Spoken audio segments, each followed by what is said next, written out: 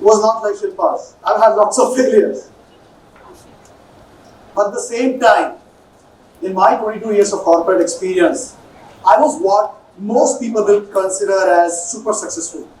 Like at an early age, being a director at a very large multi-billion-dollar company, managing large size of business, creating, like winning $100 million deals, and actually financial abundance, everything I had, every single thing. But then no matter how much I achieved, no matter how much I did, no matter where I was and who I met and who I became, it never really felt enough. It never really makes sense. And I know that you're not here to hear my sob story, but you are here to look at a spark that is going to lit you up and lift you up. Is that a yes or a yes? Yes. And that's what I want to talk about today. The bent back, not physically, the bent back which pushes us down, which a lot of you have probably not encountered because you still have big dreams, you still are looking forward. Or some of you have actually learned to ignore it because you have been busy with stuff. But make no mistakes, every single person, irrespective of where they are in whatever stage in their life, if they've never done the reflection, never looked at the mirror and asked the hard questions, every single person, they have the bent back. And for this, I want to do something today. I want all of you to close your eyes for 2 minutes, not more than 2 minutes, and don't worry, your neighbor is not going to poke you or something. And I want to think about the big dreams you got. Huge, massive dreams. I'm going to be an entrepreneur. I'm going to buy a BMW without a loan, build a house, move to a foreign country. Think about a dream, the big dream that you got with your eyes closed. Think about that dream. Let it stay in your mind. A huge dream. I will be a director before I turn 40. I'll impact 1 million people in the world to play playful and build a life of magnificence. By the way, these were my dreams at some point of time. And none of you here can deny the validity of these dreams. You can open your eyes now. None of you can say these are not a hodgepodge, specifically after hearing all of those amazing speakers before me. You cannot deny that these dreams are worth it. And as I talk about my dreams, which were there in the past, some of them still exist now, you're probably thinking, maybe there are other dreams I've got. Maybe I want to build my family up. Maybe I want to build my family from wherever state they are in to a much bigger, much larger level. Maybe I want to go overseas and start an amazing career, have a beautiful, beautiful life, get married to an amazing person and have just wonderful, healthy life. But, and you knew that the but is coming, right? Otherwise, this won't be much of a story, right? But the reality check sets in. I've spoken to probably 1,000 people one-to-one and interacted with maybe tens of thousands of people across the globe. And every time through a poll, a survey, or email list, or anything, I ask this question about dreams. The dreams are like inspiring. I've had people who said, I want to actually act in a movie, I want to build a $300 million company, do what not, it's crazy stuff. And I think, ooh, Kapil, you're a bit too small. Amazing dreams. But you know it, the majority of them, by the time at least they get to my age, it just fizzles down. And the answer why it happens is because the chains which are holding us down and just making us back down and strained and fearful, it's just so deep. Some of them are not even known to us. And no matter how many motivation sessions we go to, how much we look at it, unless we have those chains, you cannot fly. Who would have think that your dreams can be very big, get motivated, get inspired, go up, fly, and you'll fly. What about these chains you're holding, that you're wearing? You have to let them go. And as I said, this is applicable to every single person. who has not had a look at his life or her life and asked that hard question, what am I doing? And why is it happening to me? Because you can get motivated and all of that is cool. I love that. I love motivation, don't get me wrong. But as somebody said, it's Shram Bhangur, right? It's just their moments. Unless you find a change, unless you find a deep reason, then you're not going to be able to fly. And while there are a whole lot of things, and we're not doing a whole talk for next 1.5 hours, I could, if you're ready, I could talk for like 5. We're talking about one thing. I just want everybody to walk away with one thing. That one thing is going to be applicable to every single person sitting here. I'm yet to meet anybody in the world who has not had a story of their life, something that is really, really pulling them back down. So today, that's what I want to talk about. But for that, I will take you back about 4 decades. So I was 8-year-old, and my dad used to work for this textile company in Kota, Rajasthan. And we stayed in this huge colony where there are like thousands of people, maybe like a few hundred houses. And we lived in this apartment block, which was like a two bedroom apartment. And my dad got promoted, which is a big deal. 7 years, he takes to get promoted. And we get a bigger house, bigger apartment, just in the back street. And all the kids, all 4 brothers, we're all very excited. We're like, let's go there, we want to see. We want to see this, we want to see this place, we want to spend the night there. But hey, there's no electricity and this is Kota's heat. Anybody knows the North Indian heat, like the Rajasthan heat? Kota, huge, right? Anybody from Kota here? Nobody. Oh, somebody. Whoa, love you guys. So anyways, so it's hot. But we all kids are like, we want to go there, we want to live there for a night, at least that piece. So they took us there, and all 6 of us are there at home. And my genius, extraordinary, innovative mind says, there's something I gotta do for this heat. So I go home and I pick up a cricket, like the wooden cricket, and I get a rug, I get some rope, and I come to this new place, and they have the ladder on, because they were doing painting and all. So I go on top of ladder, the little guy goes on top of the ladder, puts the rope around. You can probably imagine it, and then put that beautiful fan, put the rug on top of the cricket. I don't know if you've seen it. It is way before our time, but this is a rug on top of a pole, and you can just move it with the rope. Brilliant, right? Brilliant, amazing. 8-year-old, superb stuff. He needs an audience now. So what do? I go to my family, I go to my brother and sister and my mom and dad. Look at it, what I did. Look at that, this is amazing. They're over. So they all grumble, they're grumpy, they come around, and they take a look at this, and then dad walks in, and dad says, are you crazy? Are you crazy? Vipul wouldn't do this. Vipul is my twin brother. He doesn't look like me. Just said, he won't do it. It was a simple statement by my entire world came down to passion.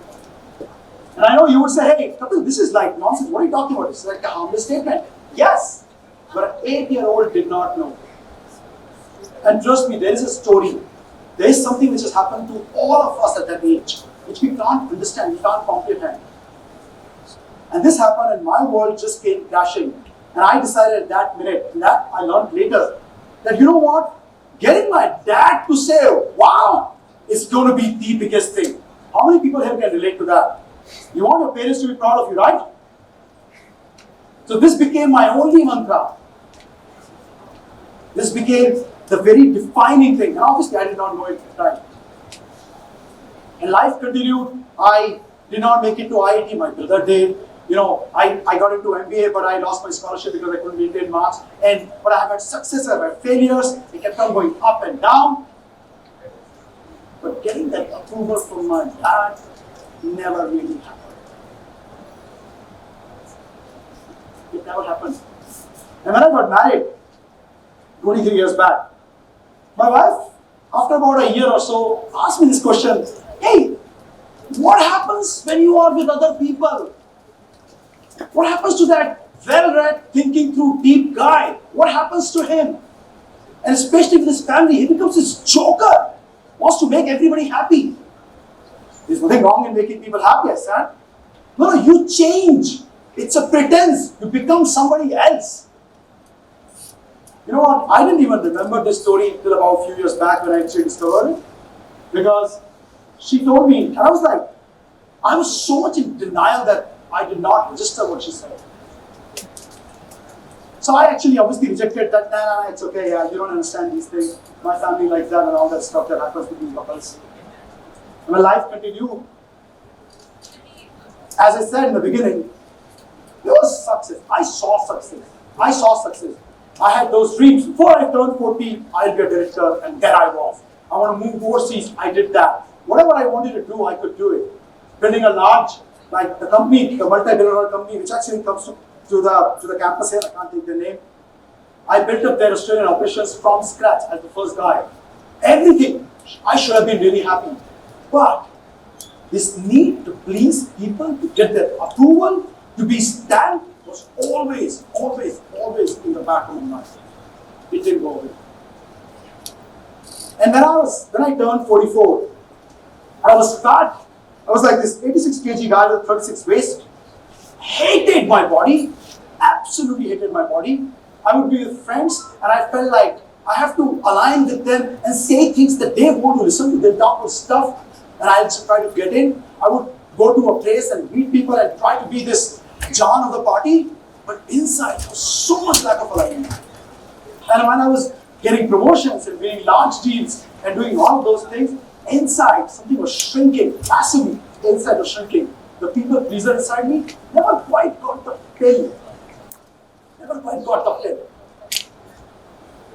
And eventually, it became so bad that I was so frustrated. I was like, I must go and see a shrink. So I went and, I saw the psychologist. And after 1.5 months, where she gave me some medicine, I took it. She said, Kapil, you don't need me. You need a coach. And I'm like, what are you talking about? A coach? Like, sports people have coach. What nonsense. Anyways, I tend to surrender to higher authority much more easily. So she said, you should do it. I went and got myself a coach. It was a mind-blowing journey. And very soon, for the first time in my life, I could articulate that the biggest thing in my life was to get my dad's approval. And the natural reaction was, go to my dad and say, Dad, why did you do this? Why did you treat me like that? I was a child. Why did you do that? You knew better. But you know what? My coach knew better. Much better. So he made me write down the entire story with tons of emotions. And I cried and poured my tears and I'm doing all this stuff. Then he says, remove all the emotions from that and rewrite that story again. And I remove all the emotions, only facts of what happened, no perspective, no perceptions, only what exactly happened. And suddenly, I was put into that room. I still remember how this boy looked like. I was put in the room with an 8-year-old Kapil. And he's having these tears and family is gone and he's in this room crying. And he looks up to me and I say, you're all right, man. Dad didn't know. He did not know that it meant so much for you. Let go. And he looked up to me and I said, you're going to be great, you're going to be amazing. And as this happened, I came back to my life, my reality, and suddenly felt that there was no need of any page, and this was my responsibility. And so I told my coach, I'm all set now. I think this is amazing. This is super. But he was like, no, you gotta go and talk to your dad. I'm like, why should I worry my old man? Like, why would I do that? He said, no, go do that. And as I said, I surrendered to higher authority. I did that. And I told my dad that I'm gonna talk to you. Please do not say anything in between. It's not about you, it's about me. I did not say, why did you do this to me? Because it was my responsibility. I told him the whole thing. And I told him that I forgive myself, that little child, to actually think of something and create a reality which was not even true. And I kid you not, every single thing shifted. It's like the one of the speakers was talking about that 1 second. For me, in that 1 second, everything shifted. There was no need of any approval. There was no need of anything. Suddenly, everything went away. All that pain, all of it just completely disappeared. That instance was the birth of this new guy. I was trying to lose weight for about 17 years. And I could not. But in 16 weeks, I lost 16 kg. And it was completely effortless. Completely effortless. I didn't have to worry about it. I had 0 cheat days. I had no guidance, but I just did it on my own. 0 cheat days, no temptation. I'm not being humble about it. It's because the identity had shifted. This was the biggest thing which would have happened. And that made me look at my life and say, is this it? Are you happy being this senior level guy in this company? Or you want to do something with your life and follow your heart? And that made me see who I was and why I was. And I took the courage to leave my job, start a journey, and last 4 years, achieved a lot. You know, the dreams of, I want to have a loan-free home, I want to get this big car, I want to do this, all of that happened, impacting people, all that happened. But above all, ladies and gentlemen, and kids, that need of approval, the stuff that I lived for like 37 years of my life, that just disappeared. And that approval, the moment it disappeared, the moment the need went away, it just came flooding in. From my family, from the extended family, from the world, amazing. And you know what? I still love it. I like it. Like, I love appreciation. I love approval. And it touches my heart and I feel humbled and I feel amazing. But it does not touch my soul. It doesn't touch my soul. So today, on this platform, while I'm grateful for the opportunity that I have to talk to you, I want to leave you with this thought and this idea. That no matter where you are, how successful you have been, what you have achieved so far, your limits are not even known to you. And you could be a 45-year-old guy, or somebody like a big dream that, hey, before 50 I will have 6 packs, which is my dream because this year I turn 50, and I will have 6 packs before I turn 650. So no matter what dreams you got, if you do not work on letting go of this chain, you will not get it. This one thing, out of so many things, this one thing, people I coach, it has the highest impact on people's life. So go find out, there's something from your past which is holding you back. Go find that story. Go find that event. Write it down without emotions. Go talk to whoever was responsible for it or all of it and take responsibility for it. And I promise you, it will change your entire life.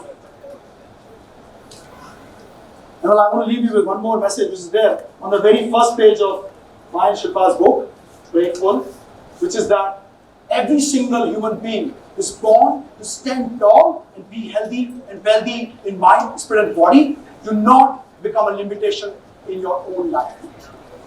Thank you, listeners.